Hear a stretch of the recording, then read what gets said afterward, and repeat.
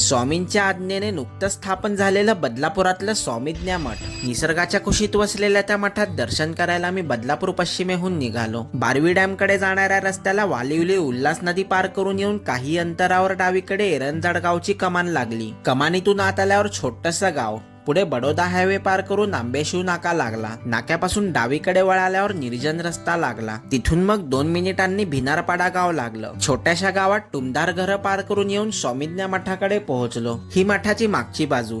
आता मठात दर्शन करायला निघालो. पुढे आल्यावर प्रशस्त परिसर लागला व बाहेरूनच स्वामी समर्थांचं दर्शन घेतलं. लाकडी प्रवेशद्वारामधून मठात प्रवेश केल्यावर मोकळा सभामंडप लागला. पुढे मुख्य गाभाऱ्यात स्वामींची 5 फूट 1 इंचाची मार्बलची आकर्षक भक्कम मूर्ती आहे. स्वामींच्या नजरेतून कारुण्य ओसंडून वाहत आहे. आता अंधार पडू लागला व परतीची वाट धरली. तुम्हाला सुद्धा हे मंदिर पाहायचं असेल, इथली संपूर्ण माहिती जर तुम्हाला जाणून घ्यायची असेल तर या शॉर्ट मध्ये माझ्या फोटो व नावाखाली संपूर्ण व्हिडिओची लिंक मिळेल. ती क्लिक करून व्हिडिओ नक्की पहा.